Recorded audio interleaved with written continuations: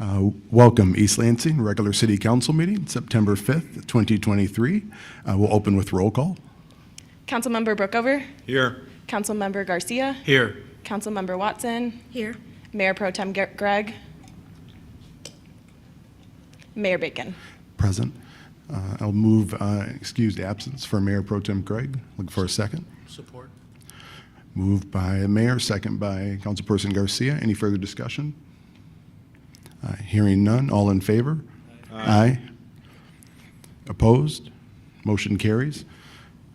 Next, I'll move the approval of the agenda with a couple of changes. We'll remove item 6.1, the closed session, from this agenda. And based on the number of conversations for the ordinance 1520, I'm going to move item 4.3 up to item 4.1. Out of respect for time for the individuals who showed up to speak on the rezoning. And then anyone who, you can either speak during public comment or we can keep them all batched together and you can speak during the public hearing. It's kind of up to the individuals, but I will move this up so it'll come a little bit quicker out of respect for your time. And I'll look for a second with those changes. Second. Moved by the mayor, second by Councilperson Watson. Further discussion? Hearing none. All in favor? Aye. Opposed? Hearing none. Motion carries. Next up, I'll look for approval of the minutes in closed session minutes. City Council special meeting, 13 August 2023. Regular Council, 15 August 2023. I move the approval of the City Council special meeting minutes of 13 August 2023 and the regular council minutes of Sunday, August 15th, 2023, with this change to the minutes of the August 15th, 2023 meeting. I'm sorry, that's not Sunday, that's Tuesday. But in any event, that should be changed.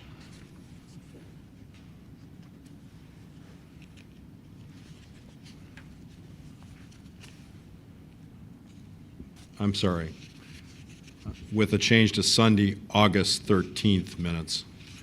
And at the top of page 3 of the minutes, there was a vote with regard to Mr. Belliman as city manager, and the minutes accurately reflect the roll call vote, but the addition is incorrect.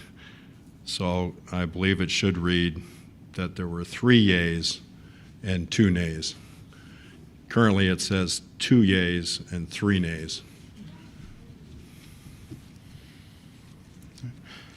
Second with the corrections. Thank you. Further discussion? Hearing none. All in favor? Aye. Opposed? Motion carries. Next up, item 2.1, all written communication received by council are posted to the online agenda packet. And that's all communication received before 4 p.m. Next up, communication from the audience. As I stated before, if it's anything outside of 4.3, you can bring that all at one time if you'd like, or you can bring them now. Based on the volume for 4.3, if there's any other public comments, let's take those first. If you have anything outside of item 4.3.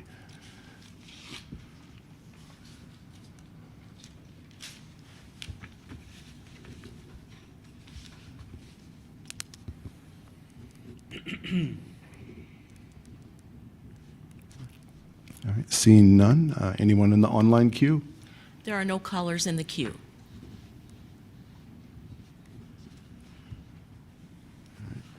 Thank you. Next up, communications from Mayor Council. Councilperson Garcia. Nothing, Mayor. Thank you. Councilperson Brookover. No, thank you, Mayor. Councilperson Watson. Yes. I wanted to say I had the pleasure of attending a demonstration downtown at the Capitol today on rent being too high. Being in a community where we do have a lot of renters, I just want to point out something that was mentioned that really struck me. When you are a renter, and this is about people over profits, when you are a renter, each time your lease renews, typically you're looking at an increase.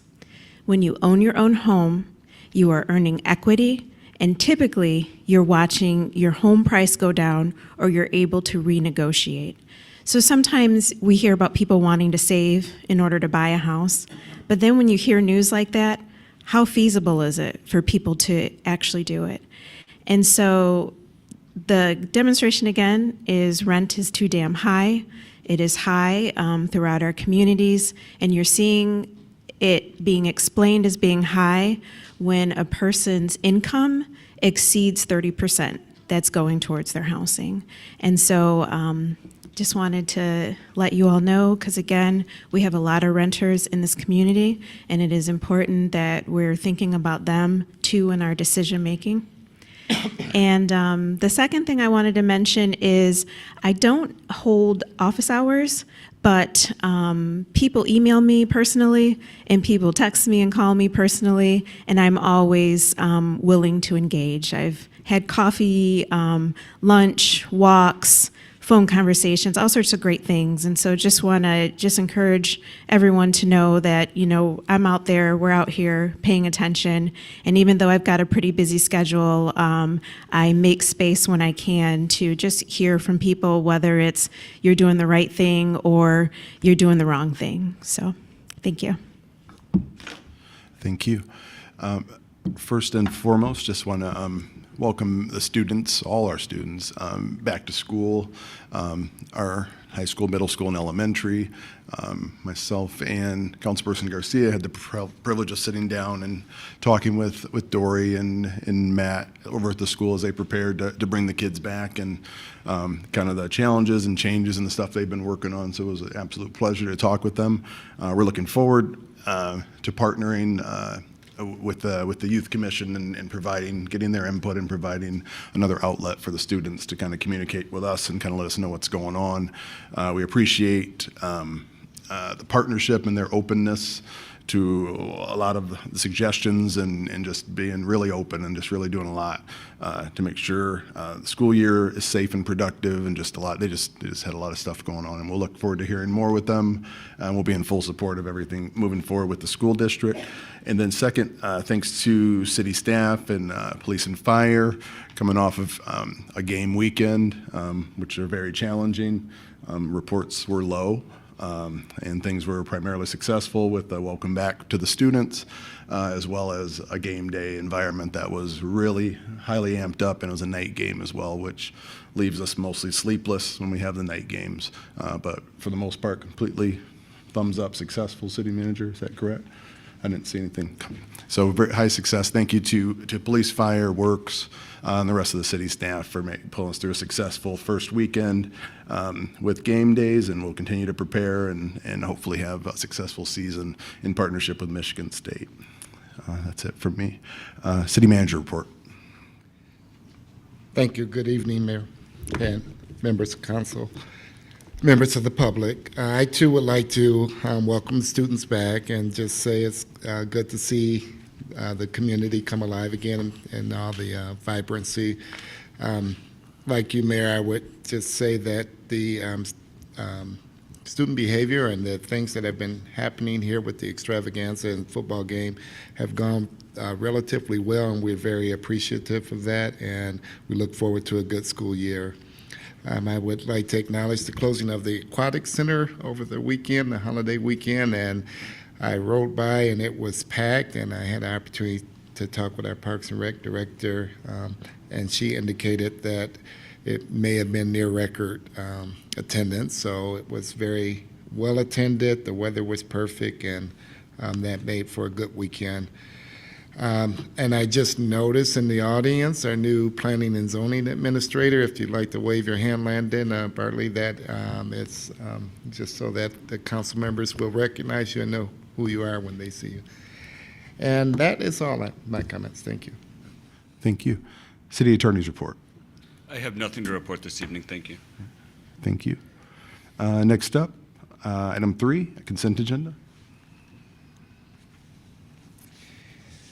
Thank you, Mayor. Item 3.1, approve traffic control order number 492 for the placement and enforcement of parking restrictions in various locations in the downtown area. Item 3.2, approve contract with Young's Environmental Cleanup, Inc. for emergency spill cleanup services and authorize the interim city manager to sign.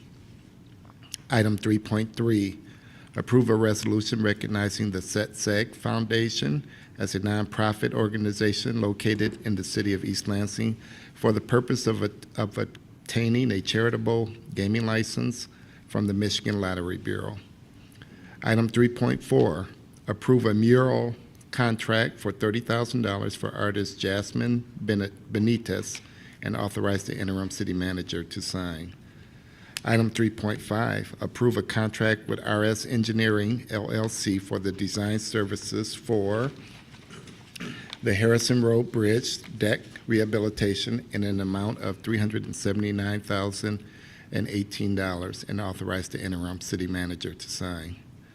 Item 3.6, approve a resolution accepting the development project agreement for Natural Resources Trust Fund grant number TF 22-0175 Northern Tier Trail extension to Coolidge Road in the amount of $300,000, and furthermore allocate $360,000 from developer contributions and the parks portion of the income tax fund for the local match and authorize the interim city manager to sign. Item 3.7, set a public hearing for October 3rd, 2023 for consideration of a request from 530 Albert 2023 LLC for site plan and a special use permit approval for 530 Albert Avenue. The proposed application would construct a 5-story building with 122 units of affordable rental housing and approximately 1,100 square feet of commercial space. The 0.68 acre site is Zone B3, City Center Commercial District. I'll look for a motion to approve the consent agenda. So moved. Moved by Councilperson Watson. For a second? Second by Councilperson Garcia. Further discussion? Hearing none. All in favor? Aye. Opposed? Consent agenda carries. Next up, formerly item 4.3, new item 4.1, public hearing, consideration of ordinance 1520, request from Hagen Realty LLC to rezone 7 parcels totaling 1.85 acres located at 135 Furtherm Road, 709 Grove Street, 715 Grove Street, 725 Grove Street, 743 Grove Street, 755 Grove Street, and 765 Grove Street from R2 medium density single family residential district to an RM32 city center multifamily residential district. Good evening, Council. Excuse me, Tim Dempsey, Interim Director of Planning, Building, and Development. So before you this evening is the rezoning of 7 properties along Bircham and Grove Street on the west block of the 700 block of Grove. The proposal is to take the current zoning, the R2 district, and to rezone it to RM32, which is the residential multifamily district from the residential single-family district. The proposal before you tonight was a submission, an application from Hagen Realty. They did work in conjunction with all of the other property owners for the entire rezoning.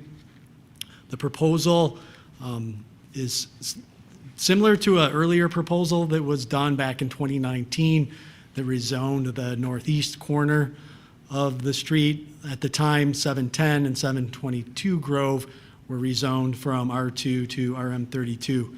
Part of the impetus behind this, as the applicant has indicated, is that in the master plan, there was a designation to identify this as what we call as R4 in the master plan. And when we talk about the master plan, I think it's really important up front to be clear that the designations within the master plan, whether it's R1, R2, R3, R4, they are not necessarily analogous to to our zoning ordinance, and I think that's important to keep in mind as we discuss this evening. It was really, to step back a little bit in history, it was really the intent after the master plan update to go through and update the zoning code to revamp a number of our districts to better reflect the intention of the master plan. For a variety of reasons, from financial resources to staffing, that never has really happened. So typically what we do when we do a rezoning request is submitted, we look at the request, we look at how it ties back to the master plan, and then we look at how it, or which district in existence today in the zoning ordinance is most analogous to what's being proposed. So based on that, staff did an analysis that's included within the staff report to try to look at that, because one of the major concerns that was raised, and I'm sure you'll hear this evening, was concerns regarding potential density. So to sort of address that and to understand it relative to the request, staff looked at what we thought would be the most analogous zoning districts from a density standpoint. So in the staff report, there's a table that lays out, it's on what would be page 5 of the staff report. That's the number at the top left corner. It's called multiple dwellings unit estimate. So we lay out for the different zoning districts from R2, RM14, RM22, and RM32, what is allowed in terms of minimal square footage, or what's required in terms of minimal square footage per unit. And then we look at the future land use categories and estimate by comparison what it looks like there. As I mentioned earlier, most of the properties are in the master plan are identified to be R4 in that future land use. The two northernmost addresses are designated to be M1. So that's why we looked at both the R4 and the M1. Now, if you look at the table, we estimated what the potential maximum units would be, and I emphasize the term maximum because often what is a key limiter to any of our zoning districts is going to be parking. The parking requirement, depending on the number of units and the mix of units, could vary significantly, and that variance will actually drive the allowed density, because you're going to have to set aside a certain amount of land, whether it's a single lot or it's multiple lots combined, to be able to accommodate that parking. But with that, we laid out the estimate of how many units essentially you could maximize a particular site, all things being equal. And again, emphasizing here that this is somewhat speculative, that until you actually know how many acres you're dealing with, we know the maximum here would be 1.84, but until you know the combination of lots and how that would get laid out, you really can't get a precise number. So these are our best guess estimates.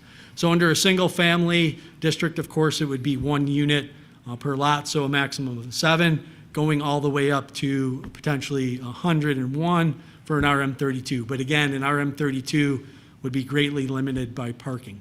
But when you look at this assessment, you essentially draw the conclusion from a density standpoint that if you were to do the R4 district, you're closer to an RM8 or an RM14, that those districts today are likely more analogous to what the rezoning is, or what the future land use looks like in the master plan versus the RM32, which is a little bit higher density. That's fairly true, I think, across the board in terms of height and story restrictions. The RM32, as well as the other categories, are essentially analogous as well, because most of them are limited to the 2.5 or 3 stories, 35 or at the maximum 50 feet. There was a question earlier about the RM32 being able to go up to 6 stories. That is a possibility, but not here, because it doesn't meet the minimum acreage threshold. You actually have to have more acreage than is allowed here. So what we tried to do again was lay out the analogous districts here to give you an understanding, project out some density to better understand that, because obviously you're looking at a rezoning absent of specific site plan. I expect the applicant will talk about some of their potential projects for this site in conceptual terms this evening. So you'll probably hear more about that. Okay, that's a lot. I'm going to stop right there and actually turn it over to any of you that might have questions on this prior to opening your public hearing. So I'm looking at your chart, which I don't know if it's possible to get it up on the screen or not, maybe not. But so I want to try to figure out here what I'll call the math limiters on these different categories. So first of all, let's talk about stories. So if we were to go to RM 32, given what you said about the land limitation, can you give us an idea of what the maximum stories would be for 101, do you call those units or beds, or what do you call the 101? Yeah, so that's that's going to be dwelling units. Okay. Yep. So for So- that particular instance, you're looking at a maximum of 3 stories and 40 feet. And then are you able to tell us what the parking restrictions would be? So let's, please do this for me. My hypothetical is we would go to a maximum of 101 under this RM 32, which would be 3 stories. So what is the parking limitation on that? Yeah, so the parking requirement is going to be driven by the bedroom mix of the units. So if it's a studio unit, it's going to be 0.75 spaces per studio unit. If it's a 1-bedroom unit, it's 1 space. If it's a 2-bedroom unit, it's 1.5 spaces. 3-bedroom, 2.5. 4-bedroom, 3.5. So you'd have to know the number of units and their bedrooms to calculate that back out. All right, so it's within the realm of possibility that if the applicant or whoever ends up building on this site does 101 units, that there would not be a parking space for every occupant of every unit. That's correct, based on those ratios. And so how does that integrate with the city parking plan, if any, in this area? So there's not necessarily a parking plan per se in this area. Under the RM 32 district, the district assumes that typically these are areas that are closer to the downtown district. However, the parking requirements are essentially set up across the board in the city. And I think the assumption was when these were created that, you know, you might have a family, right, in a given apartment, or you might have, even if it's unrelated individuals, for instance, students who might attend MSU, that not everybody would have a vehicle. So you're not trying to maximize parking from what could be there, but what might be more realistic. So now how that effectuate or how that actually plays out, I think is unique to the site and unique to the individuals that live there. Do you know off the top of your head or based on your experience what the parking restrictions are for what I'll call the new, I think it's a sorority house, but I don't really know, the new sorority house across the street on Grove, on the, what I call on the corner? Yeah, so for the Class B units, it's different. So for a sorority or fraternity, it would be a half a space per person, right? So off the top of my head, I don't recall how many persons it was licensed for, but whatever that is by 50%.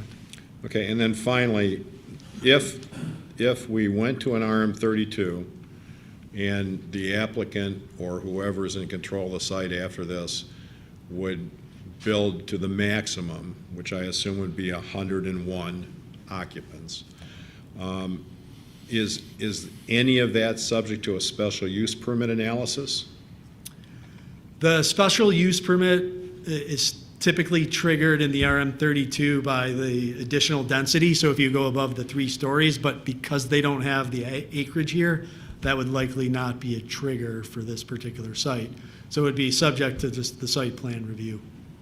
Okay, thank you. You're welcome. And Tim, per those numbers, maximum height was 3 stories? Is that what you were kind of implying? Yes, yeah, so, yep, the 3 stories, the 40-foot maximum. Yep. And that's prescribed by the acreage. That's just the RM32 establishment. The acreage would be exceeding that, so going up to 6 if you had a site 3 acres or larger. Thank you. And this site, again, is about 1.84, 1.85 acres, if it was all combined. I think you'll hear from the applicant tonight that's not the intention. Questions? Yeah, I have a question on page 3 of 73, but it mentions the commissioners had comments and questions, and it says that they were told it's 8 units per acre. So is that a typo, or do you think it's, is it 8 units or 7 units? And that's page 3 of 73 or page 1 of 73. Yeah, that reference was the 8 units per acre is under the zoning requirement. In this particular case, currently there are 7 lots platted, and the limitation is no more than 1 unit in the R2 per lot. So that becomes more of a restrictor. So the 7 applies to the way the lots are platted. If the lots were platted out where you could have 8, then that would be your limit. But it's 8 per the acre. So it just depends on how you would subdivide. But the 7 is based on the current number of lots. Okay. And just wanted to clarify one more time. 101 units at 3 stories. So wouldn't that double if it was at 6 stories, or wouldn't it be half if it was at 3 stories?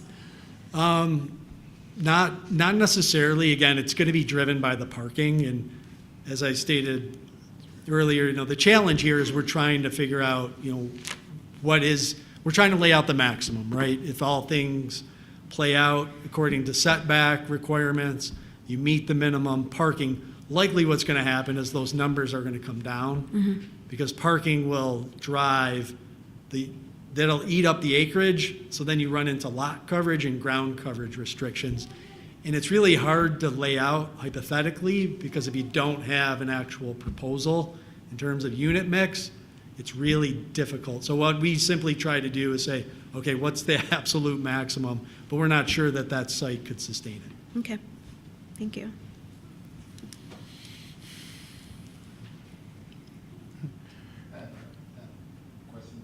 Hi, Tim. 2 things come to mind for me. One was I saw that the master plan is reviewed, so you talked about it being tied to the master plan. And I noticed that it said it was in 2018, it said the master plan is reviewed every 5 years. Is that an internal review, or what is the process for that review? And then is that something that will be taking place in the near future? I know I should perhaps know that, or something that at least should put on the plate for future discussion. Yeah, so the requirements under state statute are that master plans should be reviewed every 5 years for potential updates. And Mr. Bartley and I had this conversation this afternoon. I think the plan would be to, look at starting an update review here, hopefully by early '24, once we get some additional staff on board. But yeah, we're due. Our 5 years is at that point. But also, it's been mentioned at the Planning Commission level and elsewhere that, this was done pre-pandemic. And post-pandemic, there's probably a lot of issues and topics that we'll want to revisit. So it won't necessarily be a full redo of the plan like we did in 18, but there might be some significant changes potentially. And that process will look like essentially a mini master plan update or a mini master plan redo where we would engage the public, we would engage a steering committee of the Planning Commission and others, and go through a process over multiple months to get feedback and input and then adjust it accordingly. Okay.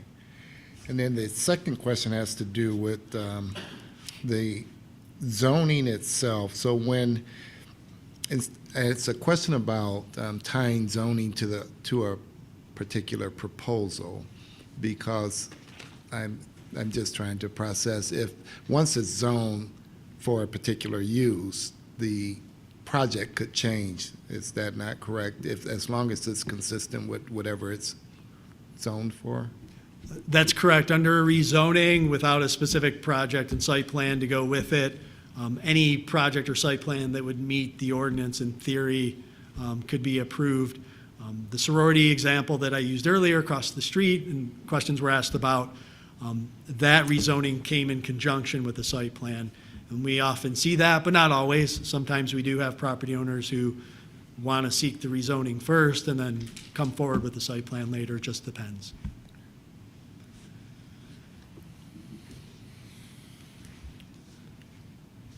So, tonight we have a decision to make on the rezoning, right? And that's, I guess, step one. And I think we've already heard a couple of concerns about density, 101 units. We've heard concerns about parking. So if tonight we pass the rezoning to M32, RM32, we still have to see a site plan, right? And then we still have to vote on that. And before it even comes to this body, they've got a lot of work to do with different commissions and selling their proposal for that site plan, right? Yes, that is correct. They would still have to submit an application for site plan approval. That would go through the typical channels of the Planning Commission. Depending on, again, the project scope, it may require a traffic impact study that would go through the Transportation Commission. It would likely go through the Arts Commission for public art, so all those standard processes, and then it would come to council for a decision on the site plan. Okay, thank you. But nothing requires us to make a decision tonight. This is simply a public hearing, and the typical process in East Lansing is there's a public hearing, and then we have a second action item at a subsequent meeting, correct?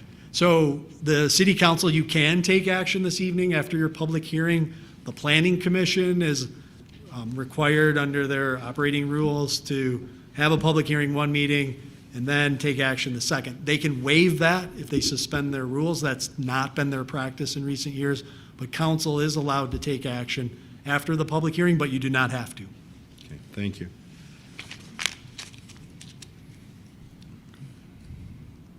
All right, more questions for Tim?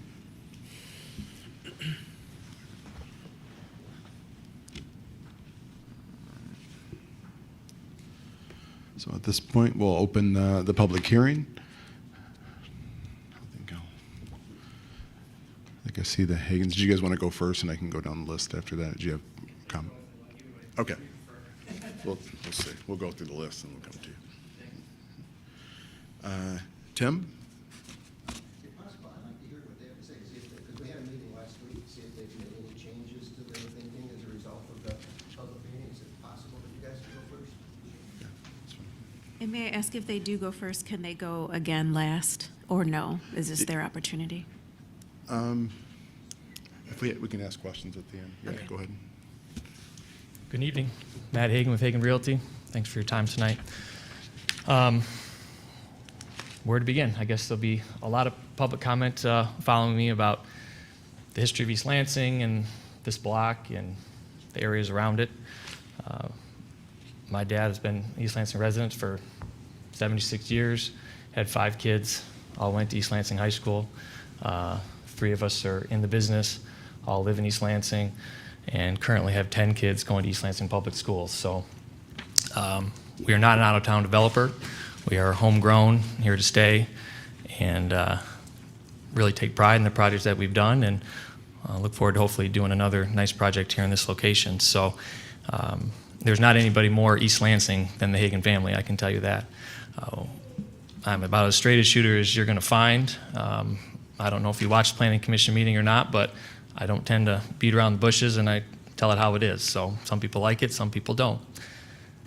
Our intention here is to develop 3 lots. If we could just rezone our 3 lots and not the rest of the block and do our development, we would do that. It's not really feasible with setbacks and how typical zoning is handled. So that is the reason for the increase of size of what the rezoning is being requested. We are competitors with the owners of the other parcels. We are not looking to do a project together. They're not looking to sell to us. We are not looking to sell to them. We would like to do a 3-parcel development, similar to our Duran project. 3-story townhomes, mix of 1, 2, and 4-bedroom units. We unfortunately do not own all the parcels. We own 2 out of the 3 that we would like to redevelop.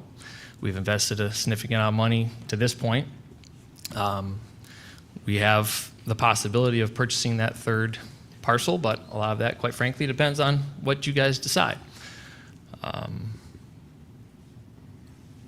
We have always been proponents of parking. As you can see with our Albert townhome developments, we have actually done smaller buildings with more parking when we were encouraged, or actually, quite frankly, told that they wanted to see a taller building by people at the city, that they wanted to see a taller building and less parking.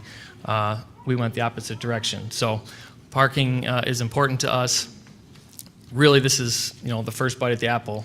I think, if we are approved tonight, it's going to be a long process designing the project. You guys will get another bite at the apple whether you like what we propose or not. So I don't think that this is the end of it necessarily for you guys. I'm making a decision on yes or no on the project. This is just the very beginning. There's a lot of debate about whether or not this meets the use or the design of the future master plan. To me, I think you're kind of splitting hairs there, quite frankly. I mean, a city either grows and you get redevelopment and you get more tax base and more density, or you don't.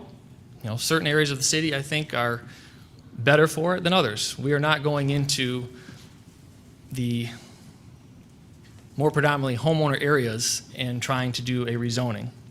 This is a location that is currently rental. It backs up to B1 businesses, church, sorority on one end, fraternity on the block. This is not an area that is going to be reverted back to single-family homes. So in our eyes, this is a gamble, yes, with the money that we've invested, but quite frankly, we think it's a smart investment. We think this is an area that is ripe for redevelopment, and it should be done. It would be a benefit to the city as a whole. Certainly, you're going to have your opponents of it, but as a whole, this is, in our opinion, a good location for this type of redevelopment and a benefit to the city as a whole. What type of people are going to rent it? We cannot discriminate who rents our properties. We bought a building on Hagedorn right off of Grand River. Currently, majority of the people that are there are non-student. They're 1-bedroom apartments. We do primarily student rental housing, that is true. But we do have residents in East Lansing that live in our units that are not students. This will be a location where, with the type of mix that I think you're going to want to see, 1s and 2s, obviously we have to have some 4s in there to make the whole thing work, but 1s and 2s, you're more likely to get non-student as an option. It's close to campus. We can talk about cars and that kind of stuff and traffic when it comes time. We really don't know what we're going to be able to build here. I've had an architect basically on call, if you will, for months, who we've worked with on many projects, and unfortunately, he's just slammed. There's just not as many of them as what there used to be, and we were hoping that he would have something for us, but he doesn't, and a lot of it still is speculative because we don't know yet. But our goal is 3-story townhomes type looking building. Ultimately, I think it would be an apartment by code, and maybe a mix of 1s, 2s, and 4s with as much parking as we are allowed to put on there. Clarify me if I'm wrong, Tim, but I believe in RM32 you're not allowed to provide any more than 50% parking on site. Is that true? 50 of the required? Yeah. I'll have to double check that. Yeah. So, like Tim has said all along, parking is going to be a deciding factor. We're going to ask for as much of it on site as we can. There is no immediate city lot where people would reasonably park if they aren't able to park on site. So I guess that's kind of where our head is on this project. And I'd be happy to answer any questions. And my brother's here. Maybe if I forgot anything, maybe he'll want to say it, or we can come back at the end. So Thank you. Yes. So with the 3 townhomes that you're envisioning, of course, it's early in the game for that, but are you envisioning surface parking or, surface parking for those? Right, 3 yeah, so structures? the townhomes would be up close to the street with, you know, a row, whether, I don't think it's gonna be straight, obviously, it's gonna have to have some back and forth and give it some depth and some attraction. But most likely a driveway that would go down one side of it within the surface parking in the back behind it, which would, you know, shield it from the street and be by the businesses, areas, and that kind of stuff is kind of what we're envisioning. Okay, you were talking about something that I didn't glean from these voluminous materials, so maybe you can help me with Sure. this, okay? So, as I understand what you're saying, your goal here is to develop 3 properties. Correct. 2 of them you already own. Yeah, so we own 743, which is in the center of the block, and 765, which is the property closest to the church. Okay, so what's the 3rd property you would want to acquire? It's 755, it's in between those 2, it's a license for 7 rental property. And who's the owner of that? I don't know the exact entity, but it's Mark Fisk is the, This is the new owner that you referenced? That just bought it or something? no, he's owned that, it's been a Okay. class, it's So- been a license so for 7 then- rental for a while. So then in your materials, on page 27, one of your bullets, I think you're responding to some of the public comments or the planning commission, but I'm not sure. One of your bullets says, "The apartment building at 129 Bircham would also need to be acquired under this scenario. That property was recently sold to a group that purchased several other buildings in the area." That's Right. not you don't want that property. No, so what the reference to that was, is there's been a fear factor of that we're gonna be able to acquire additional Yeah, parcels. I get all that. Build a I've- big I've read it. high-rise. Yeah, I get So- that. Okay, so then, tell me who and how you were told that you couldn't simply request a rezoning of these 3 properties that you're interested in to RM32. So we could request that. However, in doing our Duran development, we learned that there are setback requirements from R2 to RM32. And because of that, when we did our Duran development, we had to get the next 2 parcels that were single-family homes rezoned to RM32. Because had we not done that, being next to R2, your setbacks for the building that you can then build on your RM32 are drastic. And so it takes up a significant portion of your lot space just in the setback of your redevelopment. So theoretically, you would be sacrificing parking for setback in that scenario? Not just parking, but building size and Okay. coverage. I mean, basically, you'd have 3 lots, and you might be able to build on 2 out of the 3, and And then the other question I have is, and maybe this is beside the point of tonight, but isn't there an elevation drop in that block from the properties you're talking about down to those small office buildings? yep.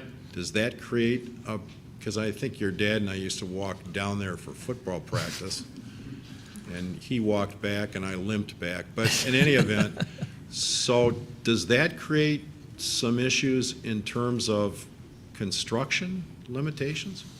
I would say that it's going to be more of a parking issue, you know, as far as, you know, the drive and snow in the winter and that kind of stuff, having a hill to try and get behind it.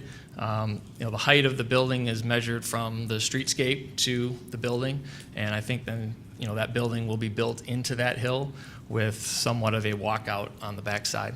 Okay, Is how but I the- envision it. But the way you'd envision this, the parking would be in the back? Yeah. And the parking, again, I haven't looked at these 3, but the parking would have to essentially go downhill for all 3 of these properties? I think it would be one common in and out drive to a common parcel in the back, not parcel, but, But it would be downhill? yeah, the drive would be downhill, and then in the back, it would be leveled out. Yeah. And can you give us, I think you built what I consider sort of the townhouse-type structures on Albert? Right. Are these, if we wanted to look at something that was close to what you're envisioning, Yeah. would those be the best things to look at? Yeah, I think so. That, and then the one on Durand is very similar to those. Okay. And 100 block how of many Durand. are there on Albert? There's 2 3-plexes, I guess, if you will. So 6 total. Okay. Two buildings, three each. Okay, 3 apartments in each building? Those are slightly different. Those are considered townhomes there. So Okay. it's all one unit, each one all the way up. This would be, I think, broken up internally. It may look similar from the outside, being a townhome look, but I think internally they would be broken up into smaller apartments, like that's what our Durand Okay, unit so is. Albert is not divided up, it's all one space? Right, those are townhomes, And yep. so what you're suggesting is they would look like Albert, and I'd have to go look at Durand, but they'd look like Albert, but they'd actually be separate apartments within there. Right, Okay. right. And so as you're discussing this with us and you're envisioning this, how many occupants would you have in each one of these buildings? My chicken scratch notes, which I don't know if I'm accurate or not, I was hoping for 8 townhome-looking units going across, buildings, footprint-wise, ground coverage-wise, that kind of stuff. 8 seemed to be the number. Now, whether or not we could park, I mean, that had about high 30s, 40-ish people with the breakup that I was thinking of 4s, 1s, and 2s. In each building? No, total, for the Okay. 3 sites. So, I'm sorry, tell me again, how many buildings are you thinking about? Well, like I said, my chicken scratch, this is very. In a perfect world. It had 8 of the Okay. townhomes All right? going across. And how many people total in those 8? Well, it depends on the makeup, and I did not do the math on the parking to see In a if we could park perfect that world, many. how but many in a- would you like to get in? In the perfect world, it was high 30s, low 40s, depending on the makeup. Okay. Total, yeah, between the 8. Okay, thank you. One more thing I forgot to mention. There also has been concern about if we do it on this side of the block, that the other side of the block will follow suit. We had a similar argument in Okemos when we did some townhomes out there, and to me, that's again a little bit of a fear factor. I mean, that type of development or request would have to come before you, and you'd have to handle that on a case-by-case basis. Just because one thing happens doesn't mean the next thing's going to happen. So just because the sorority was approved for that corner, we don't expect that that's the reasoning for this block, on this side of the block, to be approved. When you say other side of the block, do you mean other side of Bircham or other side? Oh, sorry. So there's been some concern Grove. from the homeowners that the other side of Grove Street in the 700 block Okay. will come Yeah, before you gotcha. to request the rezoning. And that's just a little bit different situation. It doesn't back up to the businesses. It backs up to homeowners on Ridge Street, and it has a landmark house in the middle of it. I just don't see that Yeah, as. mid-century modern is kind of a landmark. I'm sorry, I got one more question for you. Sure. So, there's discussion in here about a historic house. Is that one of the 3 that you're targeting? No, so the historic mention that they have is the house on the other side of the street, and that's what's always been hard for us to put our hands around because it's not included in our request. I It's- thought it was one of this line of houses. No, our houses that we're requesting are not. I believe that the one on the corner of the southwest corner may be in the historic district, but that's not one of the 3 that we are looking to Okay. redevelop. All right, thanks. No problem. Any other questions? Thank you.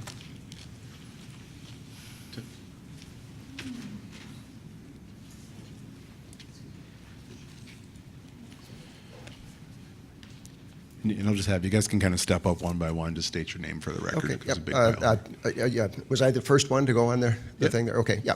Tim Brzezowski at 613 Grove Street, and I prepared a few comments here. I've submitted a couple letters. Hopefully you've seen those.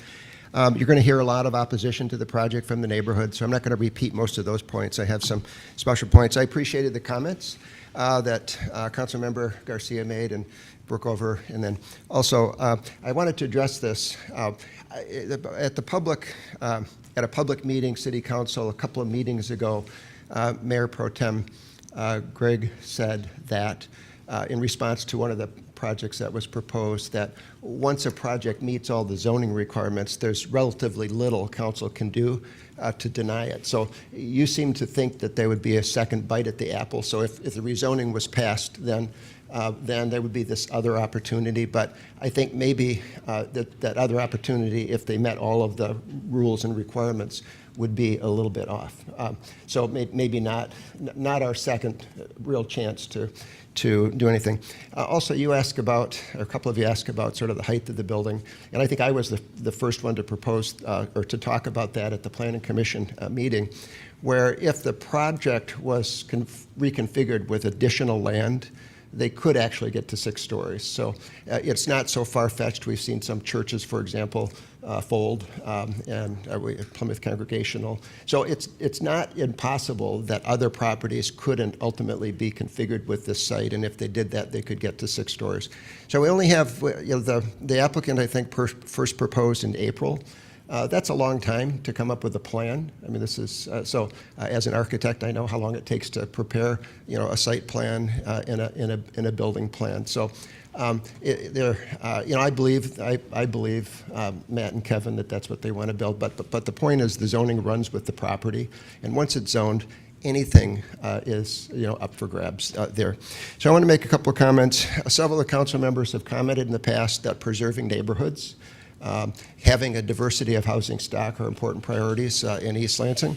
And I don't see how removing several houses that maybe they stay as rental. I'm not saying they probably would stay as rental, but certainly they could be configured as single-family houses, even as rental houses.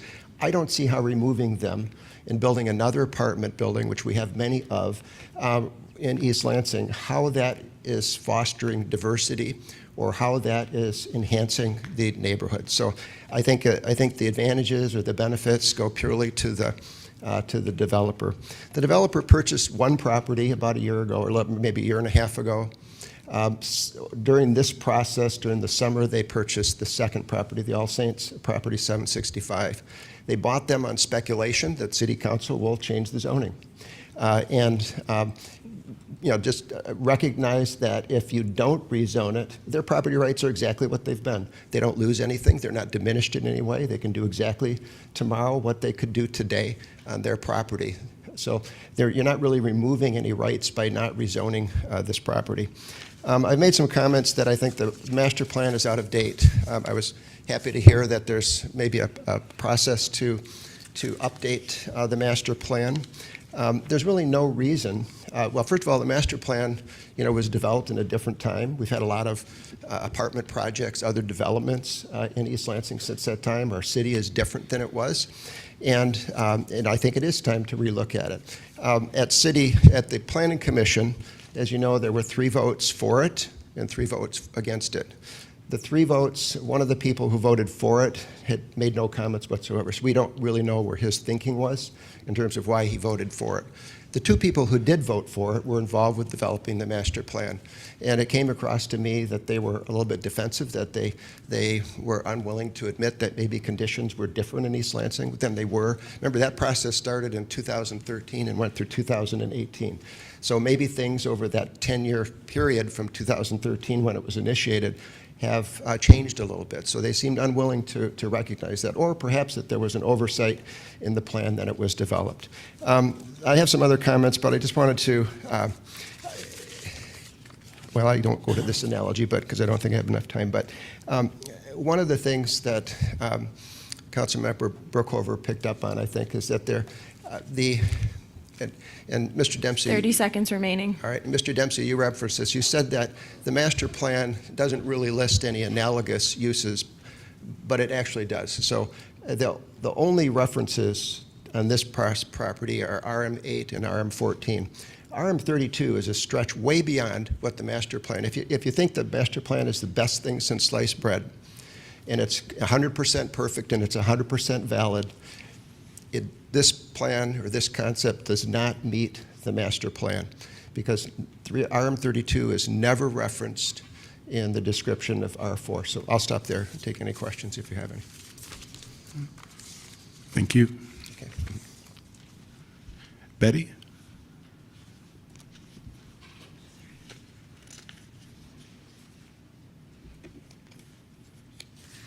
Good evening. My name's Betty Brown. I feel like Tim did an excellent overview on a lot of the points. I'm here speaking as a homeowner on the 600 block of Grove. I bought the house 2012. I have 2 young boys. My husband and I love living so close to downtown. And I feel very strongly that whatever happens, I really do want to keep the size of things scaled down. And ideally, I would like to see families benefit from this location. I know it's ideal for college students as well, but having the library so close, the Hannah Center, the schools, it's just such a perfect place for families to be. I know they're rental properties now, and I would prefer to do whatever we can to help keep those family-oriented. And I feel like without knowing what the actual plan is, I would not agree with changing the rezoning of that property. Thanks. Thank you. Lisa?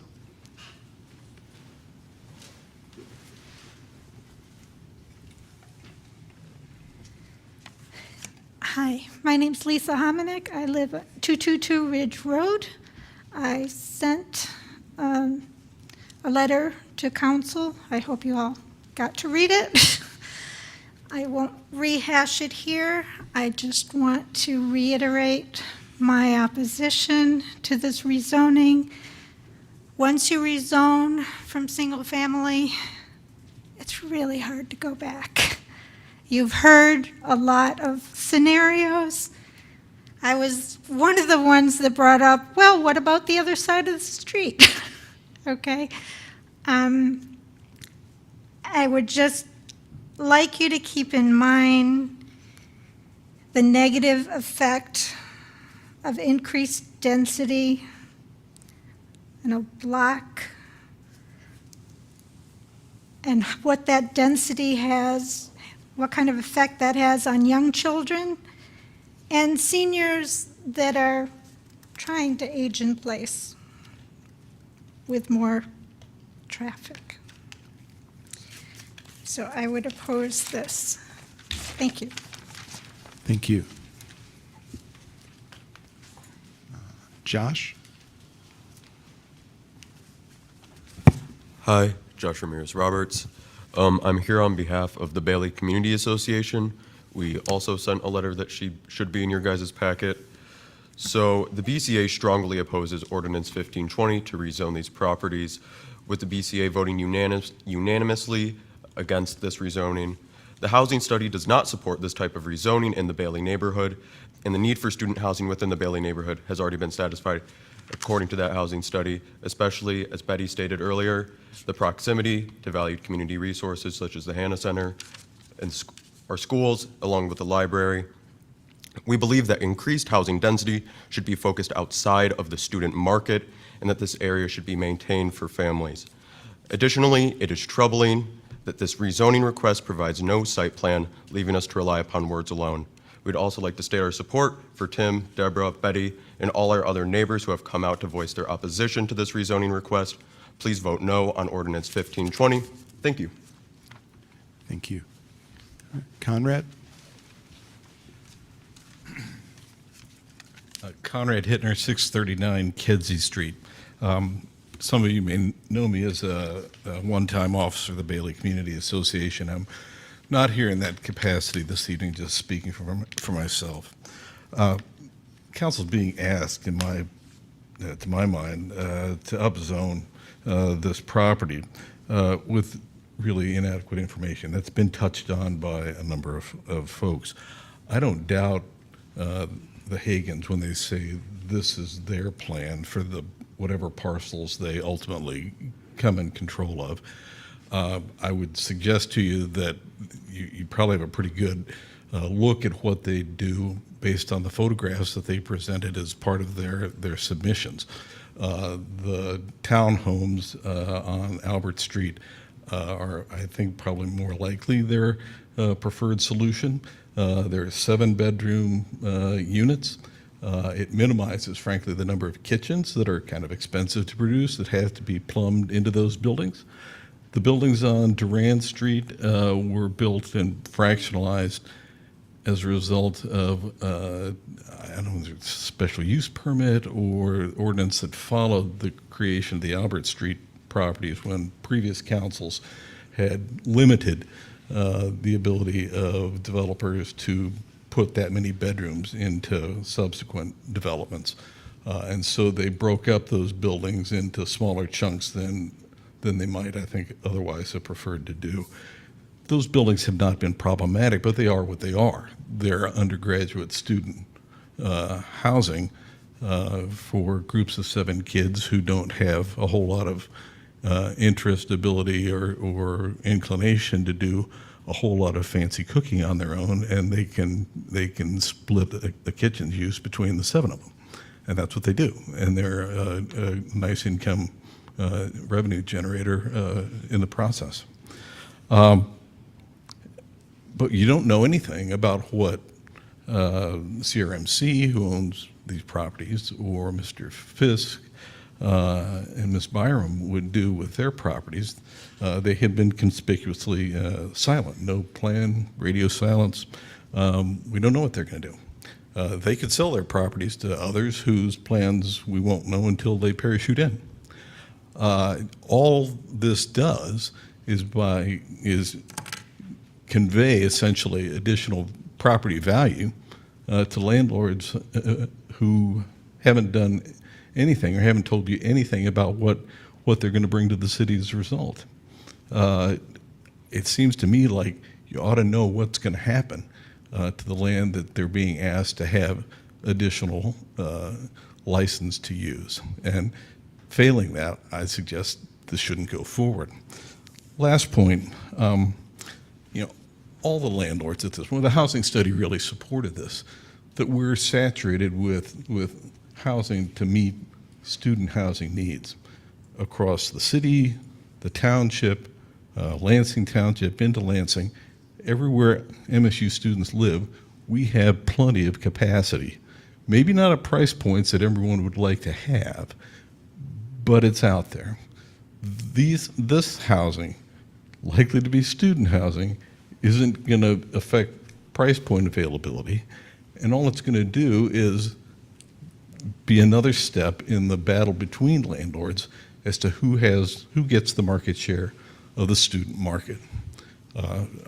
Nice houses, 6 blocks from campus. It doesn't take a brain surgeon to figure out who's going to be signing the leases for those pieces of property. If we were talking about housing of the kind that's being planned, I guess now for the last remaining surface parking lot in downtown East Lansing, affordable housing for workforce or the like, to me, that would seem like the highest and best use. But none of the landlords involved in this proposal have any track record of doing that, and there's no reason to think that that would happen here. So I'd suggest on the basis of all of that, you reject the request.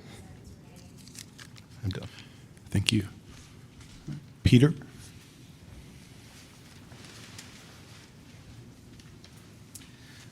Yes, hello. My name is Peter Ferenczi. I am at 630 Grove Street. I'm also here representing my grandmother at 632 Grove Street, Ellen Ferenczi. And we're here just in opposition. The main reason being is that we have noticed we've actually relocated back to East Lansing from Detroit. We're excited about that move, and we did that for a reason of, well, how I grew up here. I grew up in East Lansing. I loved it, and I wanted my daughter to experience that same joy. Fortunately enough, in the same block, almost where I grew up on Elizabeth Street. And one thing I've noticed wonderfully that the city has done is they've really kind of started to curtail the neighborhood in regards to how many people are living in the units in those areas, and I think it's wonderful. You can see a huge difference there. If it spills across Birch, it is my fear that that's going to drive away more families from coming into the neighborhood, in particular being behind the high school, on the way to the library, the Hannah Community Center. We've all discussed that. I am here as a representative of a new family coming back to East Lansing with another generation to live on Grove Street. We're proud of that, and we had hoped that the Grove Street and the community stays the same in a quiet, more community-oriented nature. We know that the additional units are going to bring more traffic. More traffic is something that we can talk about, and it will be further discussed in all the other studies, but it's a given. And also what's a given is that it does butt up against the back of the high school, which I am concerned about. It does impact another whole community street in Ridge. Also with new families there are new children on those streets as well. And so it's wonderful to see this growth come back in that area. I would hate to have this stifle that. Do you have any questions, or thank you for your time? Thank you. Deborah?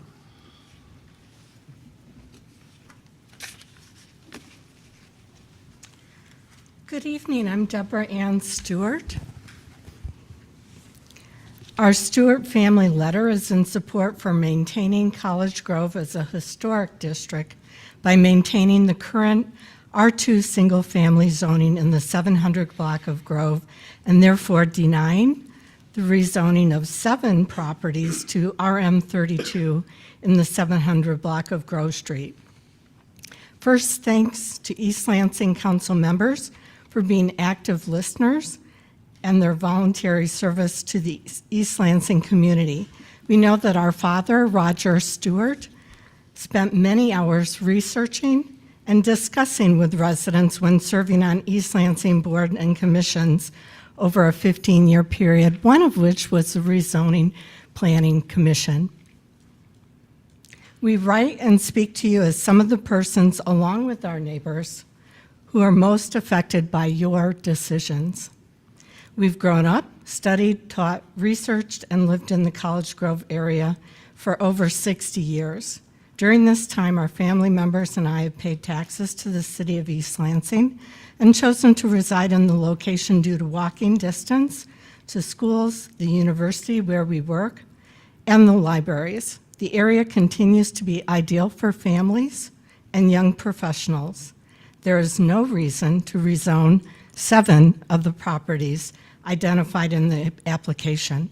From attending the May 10th, 2023 Planning Commission meeting, it appears the applicant, some East Lansing employees and commission members referred to the East Lansing Master Plan developed in 2018.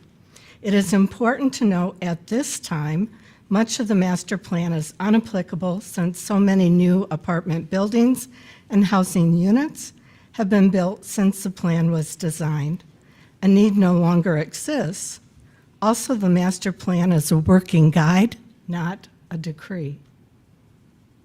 The master plan should be revised, as we've spoken this evening, according to relevance and changes in the community.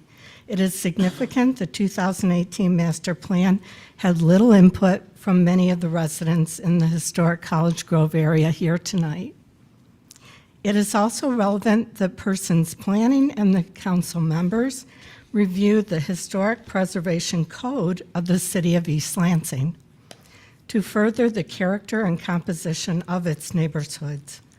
The purpose is, I quote, to ensure the recognition, preservation, and protection of historical and architectural sites, buildings, structures, objects, features, and open spaces in accordance to provide for the organization and establishment of historic districts significant to the cultural, social, economic, political, and architectural heritage of the city of East Lansing. It provides for the establishment of heritage neighborhoods, encourages property owners and residents to participate in preservation activities, enhance, improve, and preserve neighborhoods. It stabilizes and improves property values, strengthens the local community, fosters civic beauty and pride to promote the use of historic districts and heritage neighborhoods for the education, pleasure, and welfare of the city's citizens of East Lansing, I end quote.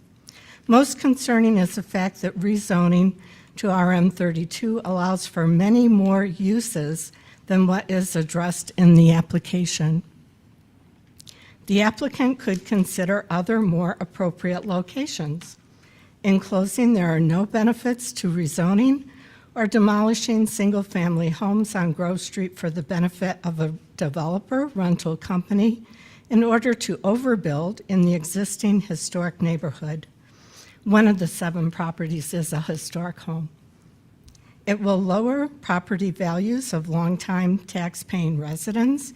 It will significantly impact traffic flow in the community on a daily basis. It will negatively change and upset the balance of a historic 30 neighborhood. seconds remaining. We strongly support a recommendation for as is. And lastly, I'd like to comment, in addition to property taxes, persons who are residents have given their life, careers, and life energies toward the betterment of East Lansing. And we would hope that future families could do so in the future. Thank you. Thank you. Public comment. That was my last on the blue slip. If you can feel free to approach the podium. Yeah, just state your name for the record and then fill out one of the slips after. Thank you. Hi, I'm the Reverend Kit Carlson. I am the rector of All Saints Episcopal Church, and our church was the previous owner of 765 Grove Street, which is one of the properties under consideration for the Hagens project. Thank you for all your good listening tonight. You guys have a hard job to do. The Hagens came to us almost 2 years ago to talk about their vision for what they might do with these 3 properties if they were able to acquire them. We heard them out and were actually excited about what they were proposing. I've been rector of this church since 2007. My office faces out on the 700 block of Grove Street. I lived myself in 765 Grove Street, and 3 of my associate clergy have lived in there subsequently. Since 2007, that block has changed, and I believe I'm the only person here tonight who actually spends the bulk of her life on the 700 block of Grove Street. They are homes, but they are not family homes. They have become student rentals. They maintain student rentals. One of our members lived in a rental house across the street when they first moved here, and when their 1-year lease was up, they left because they were trying to raise small children in the middle of a block that is full of students doing student-y things. Our hope with the Hagens proposal is that the tenor of a block, which is student rentals and is going to be student rentals, especially with the 2 sororities at each end and the fraternity there, that the tenor of the block would be improved by a new development. We believe the kind of development that they are describing will reduce the kind of misbehavior that we've seen, because apartments contain students in a way that the rental houses do not. And the proposed rezoning is all on the west side of the street and not the east side of the street. And it backs up already into parking lots, which are not really conducive to lovely single-family dwelling because the lights shine in your bedroom all night long and Abbott Road goes back and forth.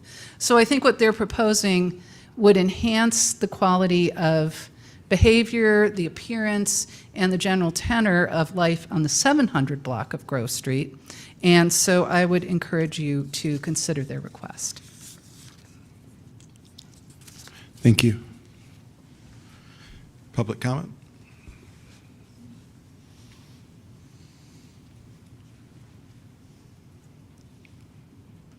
Seeing none in person. Anyone in the online queue?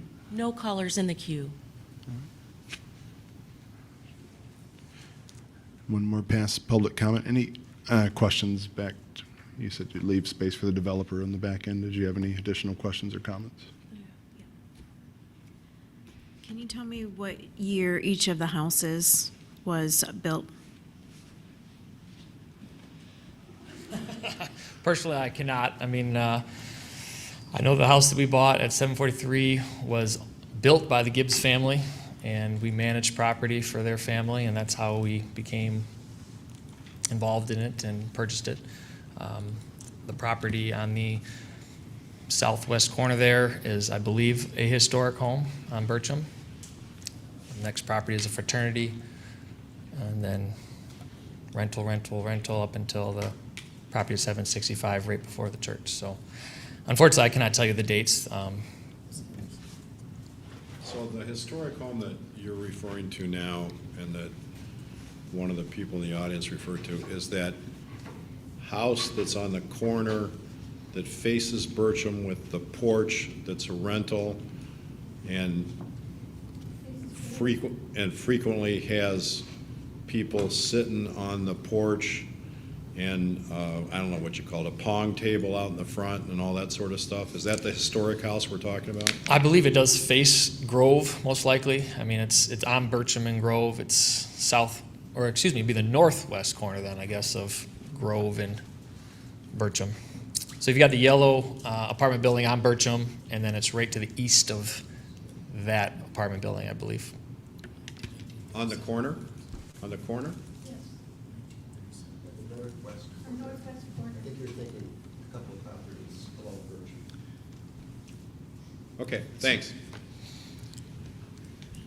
I guess 1937 was when 743 Grove was built. It's a cinder block home. It's been vacant for 25, 30 years. It is not pretty. So, you know, you have obviously the property on the corner. You have a fraternity next, then there's a rental house. Not sure how many homeowners would want to live next to a fraternity. Then you have our parcel that really, quite frankly, we bought because it should be torn down. Then you have a rental license for 7. I don't see that going anywhere other than a license for 7 rental. You can barely get a go-kart down the driveway. And then, of course, 765 Grove. Probably the only parcel that would be suitable, I guess, as a non-rental family. From what we've heard from people that have lived there, it's not a great house to live at. So I think the block, So the question was, do you know the dates that the houses were built? And you don't know those off the top of your head, correct? that is correct. If I may interject here, so I just looked them up. So the 3 properties that the Hagens are talking about, so going north to south, so the former church property at 765 was 1932, 755 Grove was 1926, and then 743 Grove was 1937, and I think that's the same date Mr. Hagen indicated. The historic property is actually the one at the northwest corner. 709 Grove is in the historic district. That was constructed in 1910. And those are all based on assessor's records.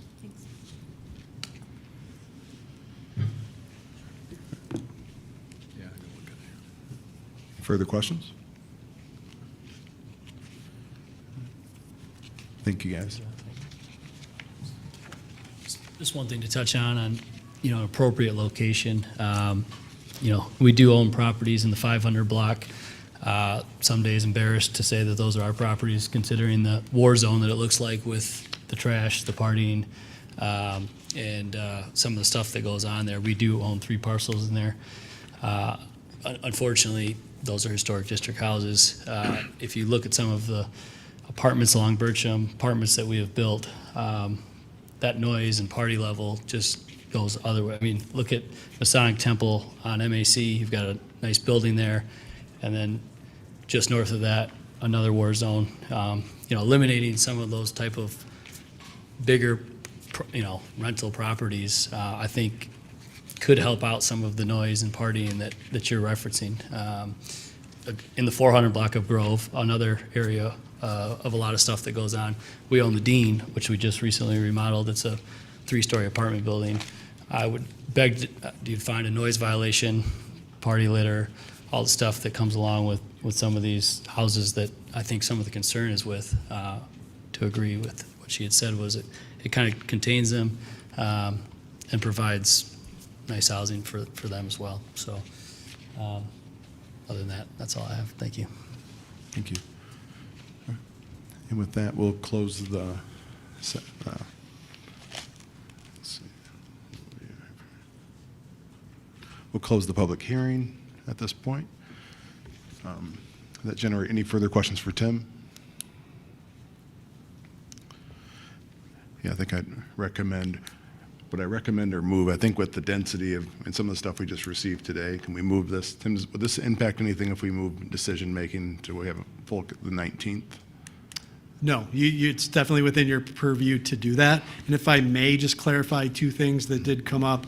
I want to just make sure there's clarity around what they would have to come back for approvals, because that question was asked earlier. The assumption is that they would come back for multiple buildings with multiple units. There is a scenario where they wouldn't have to come back if they did a single-family home, a duplex, or if they did like a single building with 4 or fewer units. That could be approved under just the building permit process. That would not have to go through site plan review at Planning Commission or Council. So I want to be clear on that. Again, that would be a building with 4 or fewer units. And then the other thing, the 50% parking incentive, that's only for RM32 zones that are in adaptive reuse blocks. So the Hagans mentioned their development along Albert Avenue. That fit under that criteria. This is not an adaptive reuse block, so it would not be eligible for that 50% reduction in parking. I have another question for you, since you're wearing so many hats right now. So the 709, which is the house that's in the historic district, and as I understood the materials, if the council was to pass an RM32, this would still have to go to the historic district, and the historic district would have to approve 709 somehow getting into this category, correct? Not into the rezoning, but if they were to propose demolition or alteration, the Historic District Commission would have to approve that. Okay. So in effect, my experience as liaison to the Historic District is, I will use the term inartfully and not legally, but the reality is the Historic District Commission in effect has a veto over 709 being changed in any way, manner, shape, or form. Is that correct? That is correct. Okay, thank you. And the Hagans are not talking about 709, correct? Okay, thank you. I have another question. Yeah, sure. Just to walk me through it again, this is a lot of properties. So can you tell me, are they all either being rented by students or they're vacant?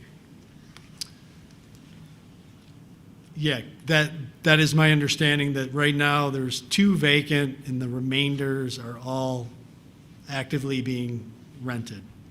And there are students that occupy the rentals? I would presume so, but I also can't confirm that for each of the houses.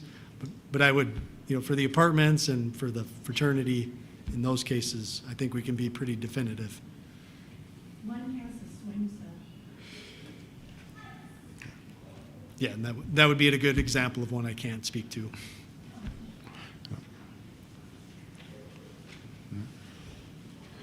Thank you. City Attorney, do we require a motion to move to kick this to the 19th? Yes, so I think we have it on the agenda for action tonight. Is that correct? Yeah. Yes, so it would be a motion to either table it indefinitely or to a date certain. So if you're confident you want it to come back on the 19th, that would be the motion, to table it until the meeting on the 19th, or to table it indefinitely allows us to bring it back at any time when the agenda is made. Yeah, I'll move consideration of ordinance 1520 to date certain, September 19th. Look for a second. Second. Can we have discussion? Yeah. Can I just, Discussion. I just want to make some points. We know that this community is representative of homeowners and renters. And I'm curious where the renters are and where they would stand with this. And it is important that we take into consideration all people that this would impact. I hope that you all, with the discussion, can think about ways that you can attract more families. For example, the leasing period that goes on is a way for students to be able to find their rentals, but not necessarily families. And then just encourage you again to think of other ways that families, this could be attractive to families if that's your goal. But those are my only comments right now. I hope that we can get some feedback or understand the points of view of our renters in this community as well. Thanks. Thank you. And then, to the developers, if you could maybe get the constitution of who's in the properties, not necessarily who's in or what the makeup, that question that was asked about, that'd be something to send over as we were doing the review. Okay, thank you. Well, the city has those records. I mean, these are licensed properties that are being rented, if I'm understanding your question. Yeah. I just didn't know if These they are were all full or licensed not. properties, and they're subject to rental licenses, and so I assume that Ms. Irvin can produce that information for all of us by the next meeting. I don't think that we have the right to inquire as to the student or non-student status of a renter in a property that's licensed in East Lansing, but I could be wrong about that. So we will at least know if there are licensed properties and how much they're licensed, how many people they're licensed for. Good question.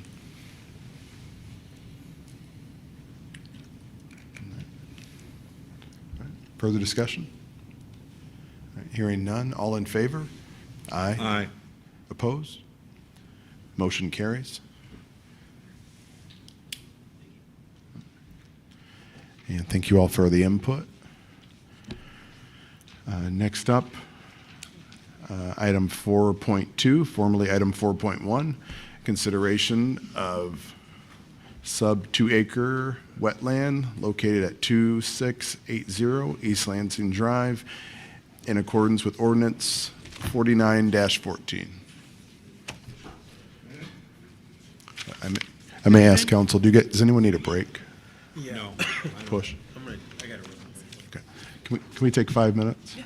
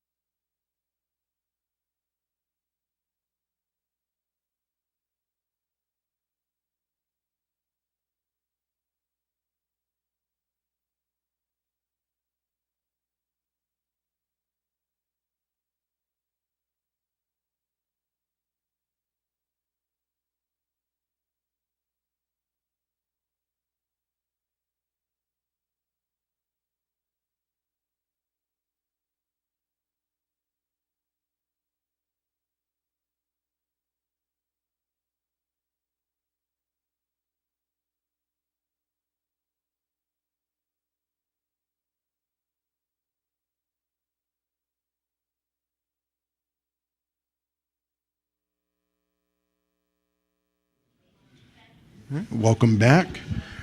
Next up, item 4.2, formerly item 4.1, consideration of sub 2 acre wetland located at 2680 East Lansing Drive in accordance with ordinance 49-14.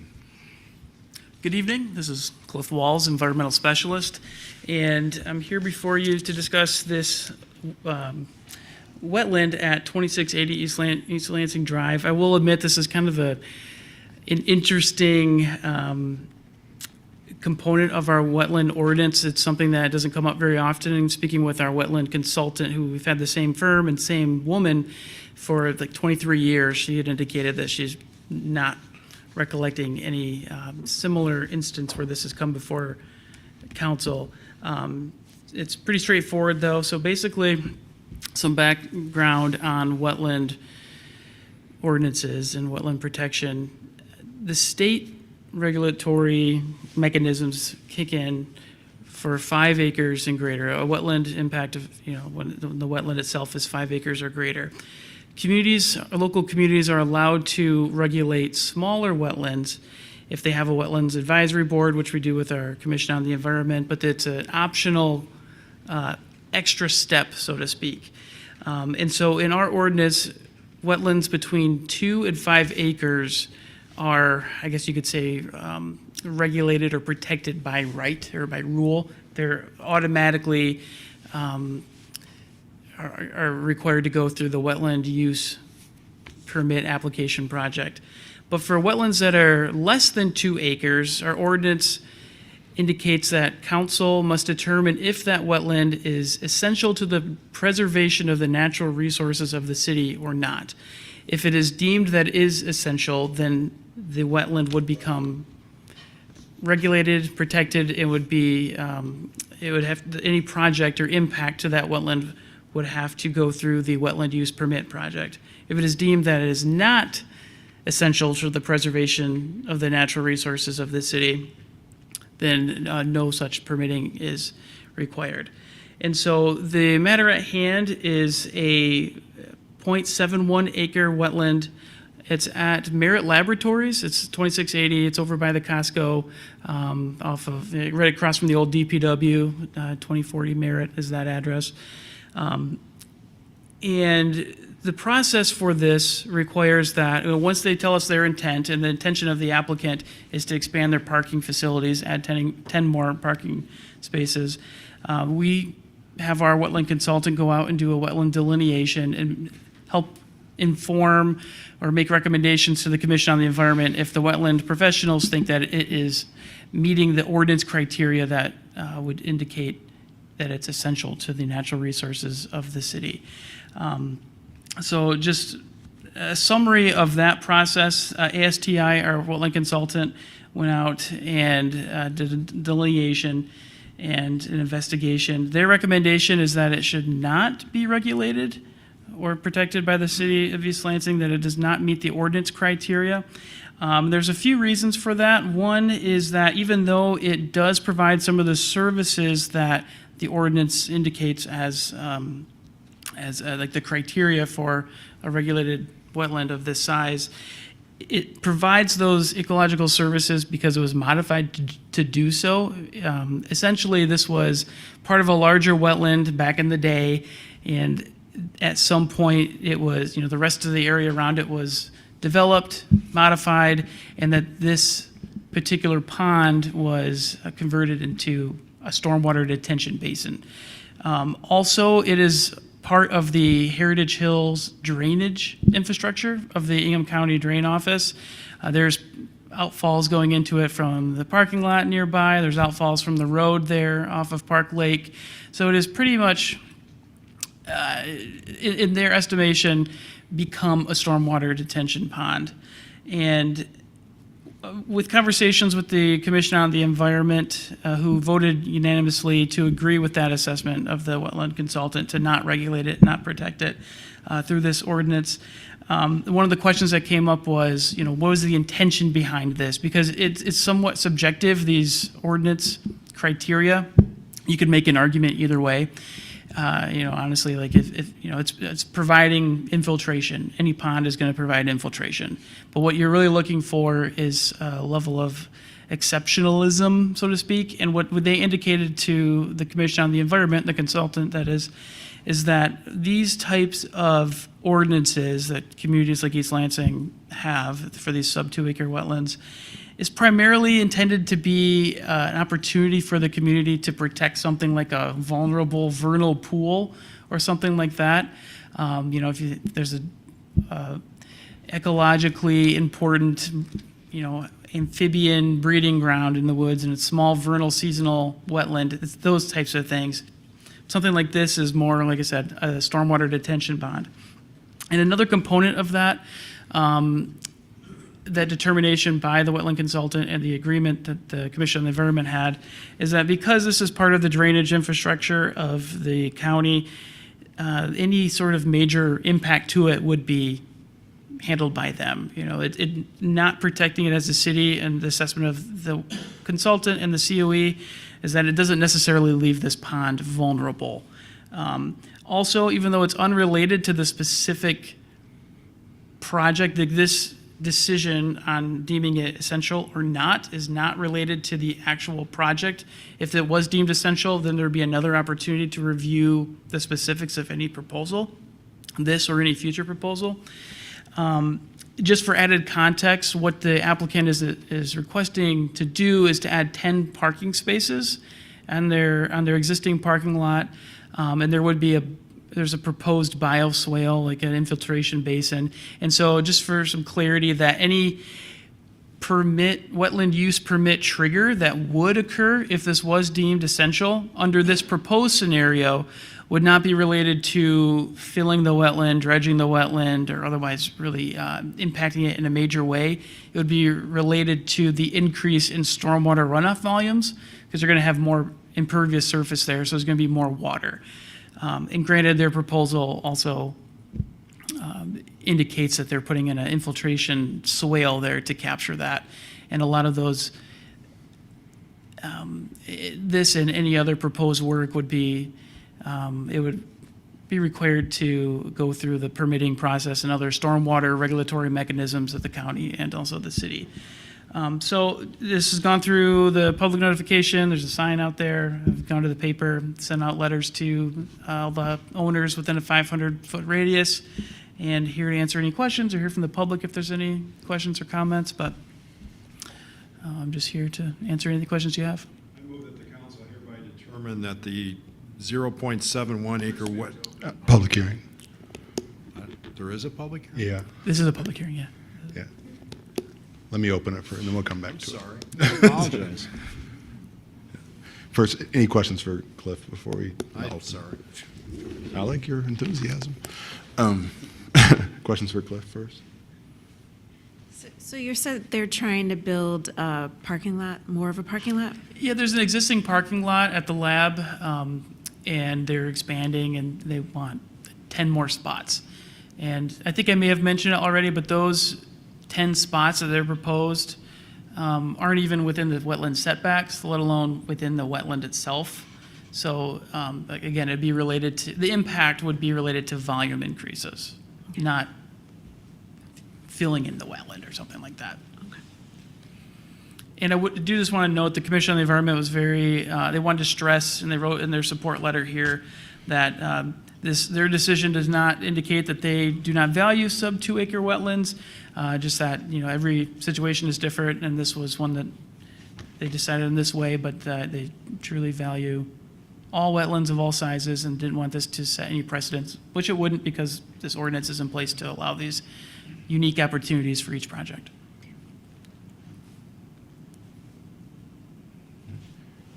No further questions. We'll open the public hearing.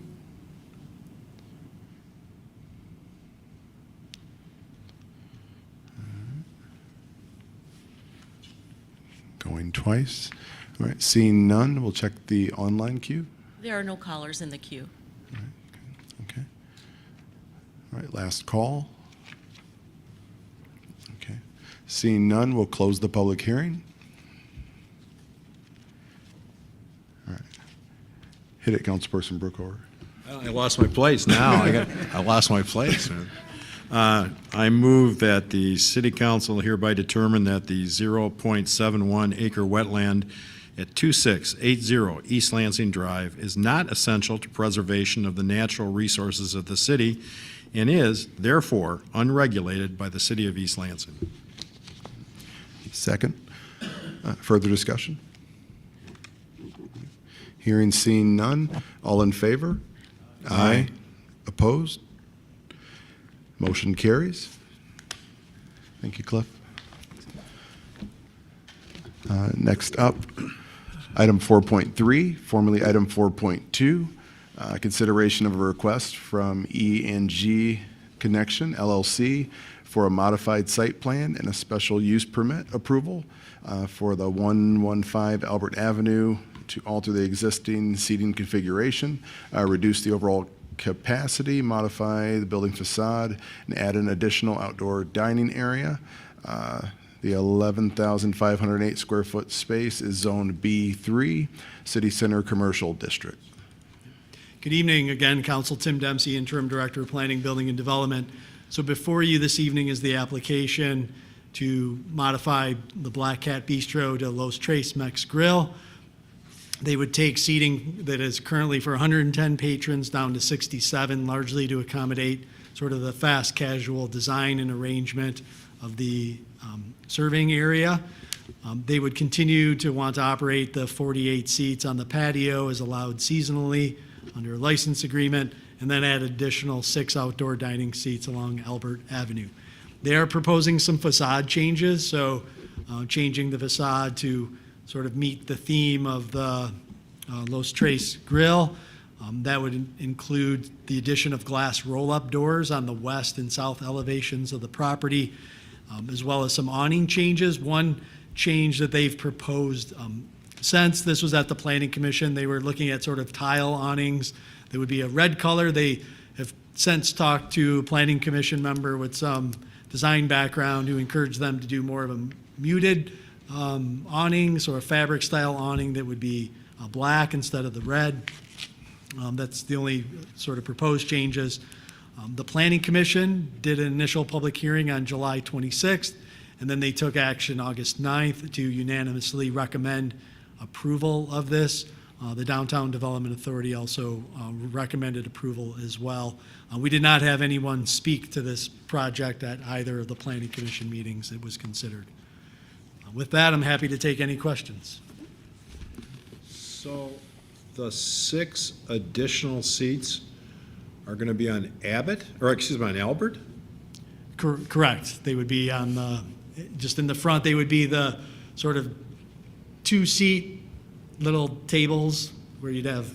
Okay, well, their patio now is what I consider to be to the west.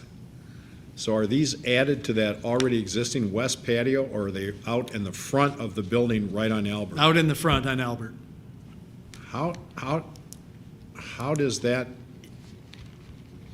happen under our ordinances? It just meets the minimum clearance that is required under the outdoor seating provision, because that table and the 2 chairs each would be right up against the wall, essentially, the front of that building. Up against the wall. Yeah. That's a phrase from a long time ago. And so what's the clearance? So do they have to, from the standpoint of, and there'll be alcohol served at those tables? They would, yeah, they will have to have a small fence enclosure along there to demarc that space. So the clearance would be 8 feet. They have to meet that, or what they're proposing would be 8 feet 1 inch, to be exact, of clearance from the end of the tables to the curb. Okay, but how about from the fence? And then from the fence to the building is another, you've got 4 feet of space for the tables, and then I think there's another 1.5 feet up until the wall. Well, but the fence is on Albert, right? Correct. Okay, so my question is this: what's the distance from the fence to the curb on Albert? 8 feet 1 inch. Okay, all right. Yep. Thank you. You're welcome. Questions? And Harper's has that fencing now for outdoor seating, right? They have that elevated patio, so they're not on the sidewalk, they're actually up above, and the sidewalk narrows as it turns and runs along Harper's. It's actually narrow there. Harper's wouldn't have enough space to do what is being proposed. And it looks like Sharp Park butts up next to it on the west side of their building, right? Nothing will change with the park? That's correct. They're proposing to maintain the patio as is. One of the conditions of approval that's been recommended by the Planning Commission is that they enter into a renewed license agreement. So right now, there's a license agreement to use the portion of the park that is dedicated as outdoor dining. So the outdoor dining area that Black Hat currently uses is actually part of the area that's considered park now. Okay. And does that run with the land? In other words, if that building is sold, does that run with the land? It does not. It can be terminated by the city. So Okay. you'll likely see a revised version of that reflecting this new operation at a future meeting. We just weren't able to put it together in time for this meeting. Thank you. Questions? Hearing seen none. We'll open the public hearing.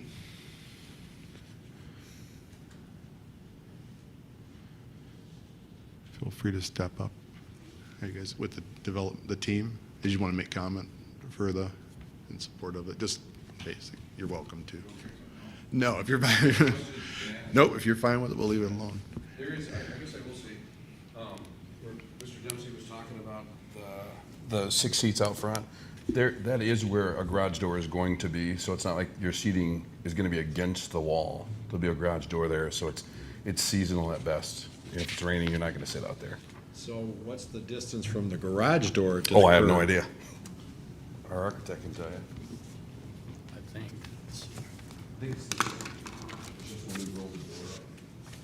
I think that's about 12 feet there. From the garage door? Oh, Right. you're talking about the garage door isn't going to be in the building? Yes. Okay, Yes. I'm sorry. Yeah. It's All right, now I recessed get it. about a foot inside the building. Yeah, now I get it. Thank you.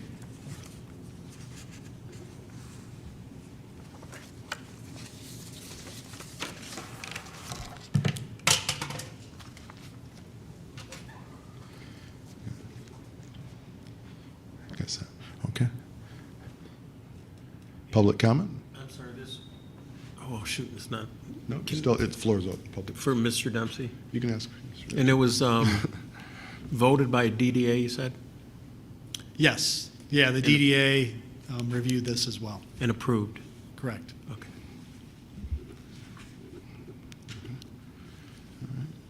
Seeing no others, I'll close the public hearing. And I'll look for a motion if there's Is no there other a queue? questions. Anyone in the queue? There are no callers in the queue. Sorry for not asking.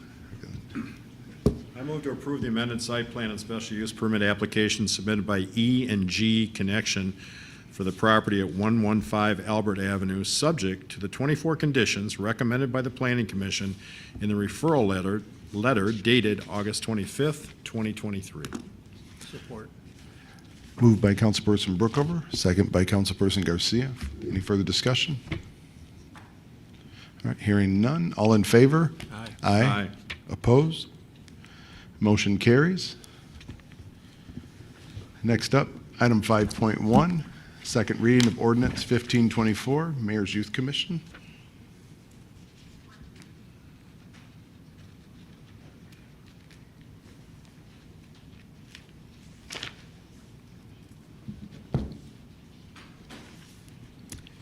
Good evening, Mayor and Council.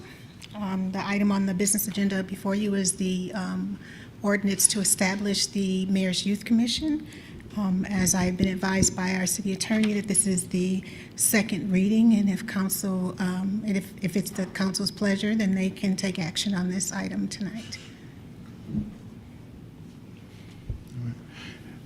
Any questions?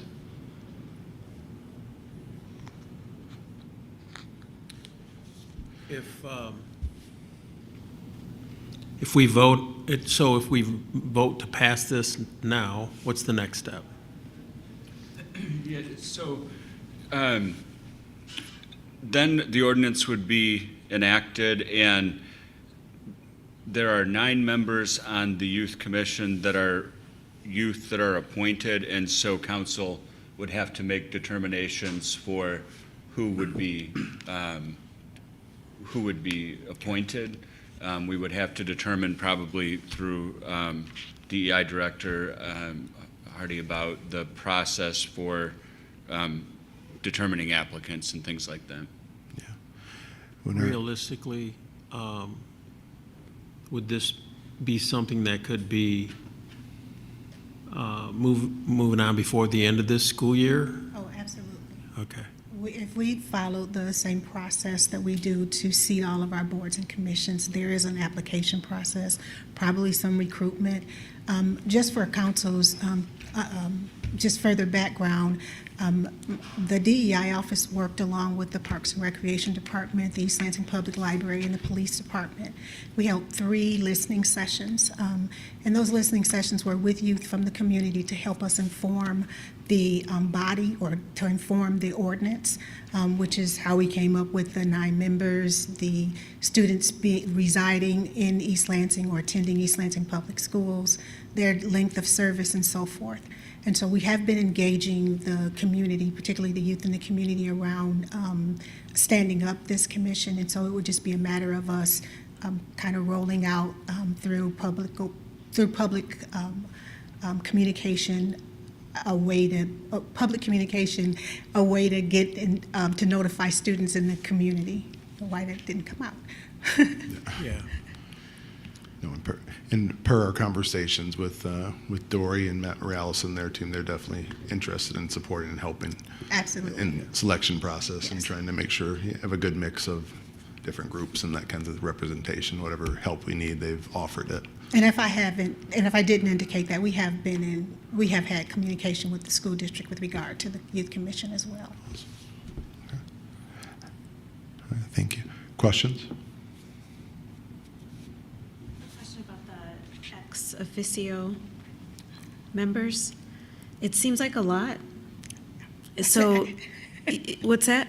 I just said I agree. I do. So, yeah, go ahead. I do believe that the intention was to make certain that there was engagement from interested stakeholders.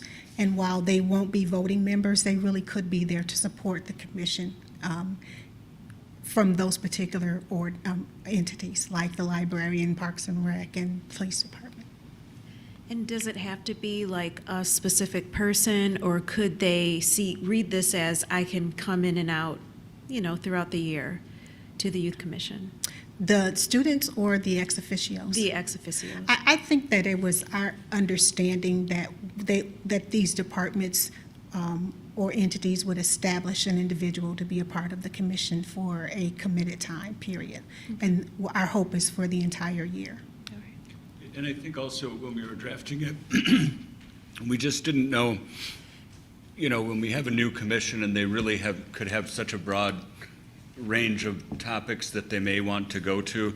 The idea was that we kind of provide a broad range of these ex officio members, and then to the extent it's something that involves DEI initiatives or police, then that's when they would be involved. But I think, kind of like you said, to the extent it doesn't involve the library director, or if it's something they're working on, they wouldn't need consistent attendance by all those members. It would be more driven by their agenda. Mm-hmm. Okay. So, I'll make a comment and then I have a question. I'm excited about this. I think this is a great opportunity, great timing, so many good things. Hear from our youth, because we always think we have, as parents, as citizens of this city, we always think we have great ideas on how to make our schools better. And who knows better than our youth, really, that are there every day, that are in the system, that are learning in those facilities, in those buildings. Nowhere in here does it talk about, though, the age range is 14 to 18, right? Yes. And so this is going to be publicized. We'll hear about this, and I think most students are okay with that. Are we looking at, because they're a minor age, that we have to be careful with that publicizing of that person that's involved in this? mean, parental consent for pictures, that kind of thing, or for being put on media? With the application process, we will probably require parental consent, and each item we'll kind of have to look at on a item-by-item basis, but there will be a little bit of extra paperwork as a result, but I'm not particularly concerned. Yeah. I just want them to feel comfortable, right? Sure. In expressing their opinions, and sometimes, yeah, so. Good take. Any questions? Hearing none. Look for a motion.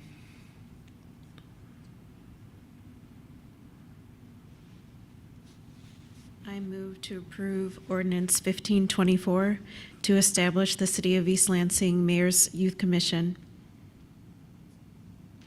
Second. Moved by Councilperson Watson, second by Mayor. Any further discussion? Yes. I'm going to vote against this for 5 reasons. Number one, section 2.503, the purpose is vague. I don't understand what that purpose is. I think it's incredibly vague.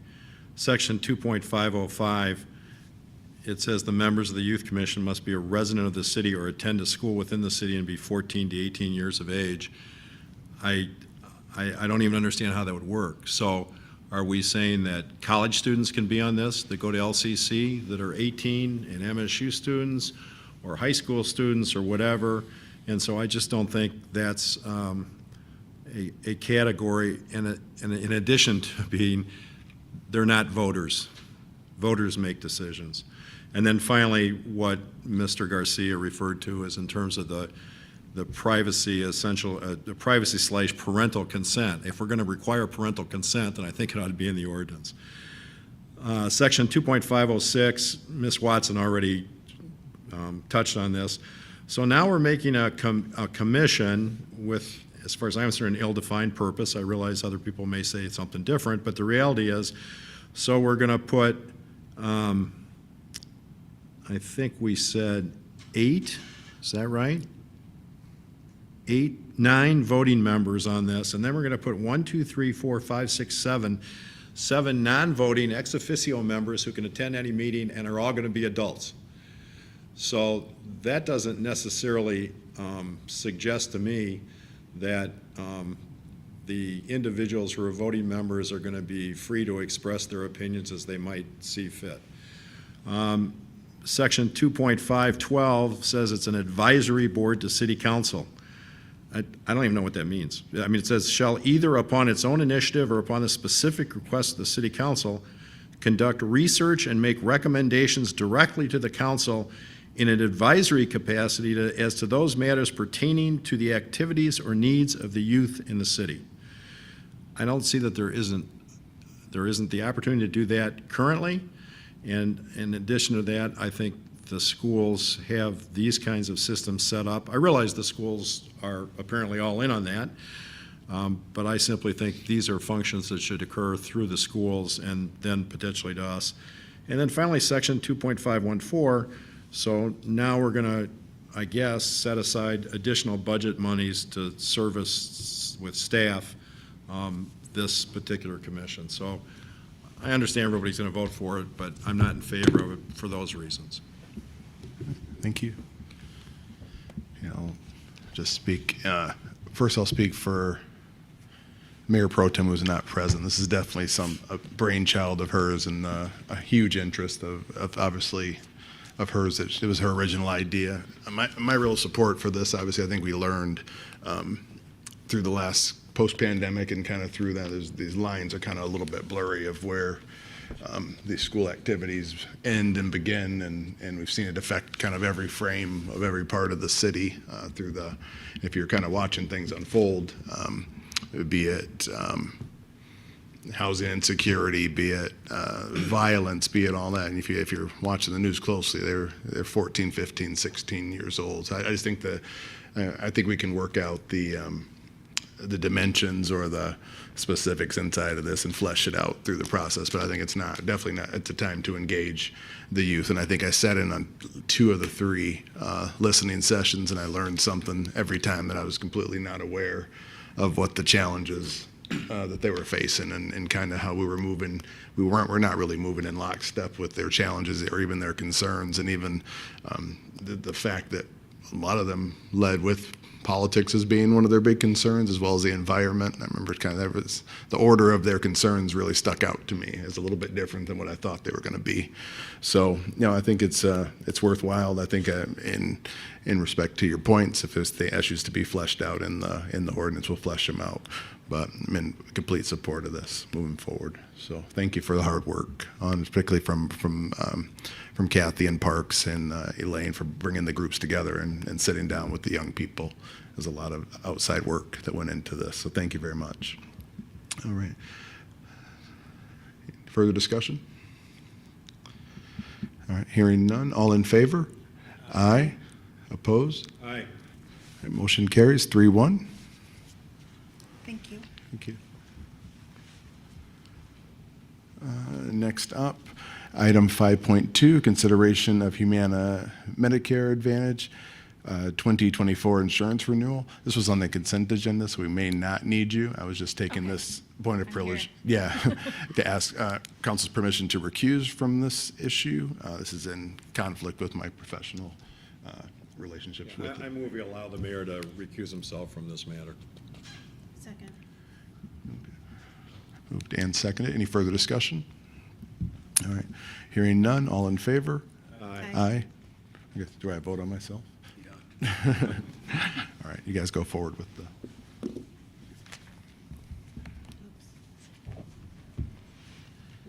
Well, this is not a public hearing, right? No. All right, so I move to approve, I just got the wrong thing.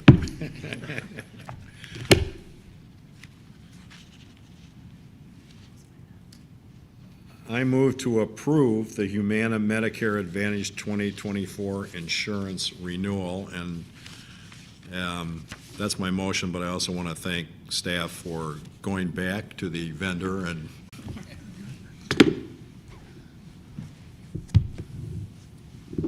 I'd like to second with discussion. Did you talk to the retirees? I did not speak to the retirees. We've been with Humana Medicare Advantage since 2007, though, and I don't think I can recall a complaint I've had from a retiree about the Humana Medicare Advantage plan. They seem to be very happy with the coverage and the customer service. So it's like either accept this or go with a different person? Yes, it would either be accept this or go out and get rates and see about changing it with somebody else. Okay, thank you. I would like to just briefly thank all of the staff for the hard work and also the consultants that we work with. The renewal actually comes with zero increase, which I think is really impressive when you look at the healthcare space and arena. And it's on top of some very, very conservative increases in our total healthcare package that was a result of the healthcare task force and the ongoing work. And that's really been something that we probably should do a publication on to talk about how that process works, because it's been very beneficial to the city.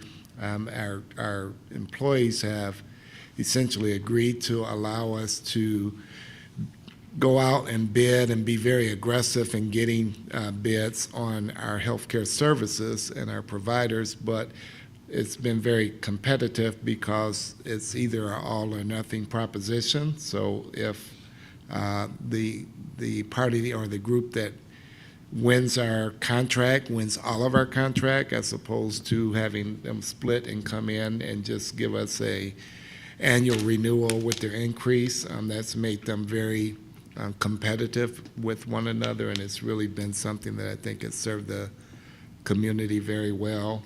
And I especially would like to just kind of promote and thank our employee and our unions and our non-union staff for their willingness to work in that environment, because they do recognize that there have been occasions where we changed vendors, which at times can require a change of physicians and other things and be a little bit more difficult, but it's been a great benefit to the city.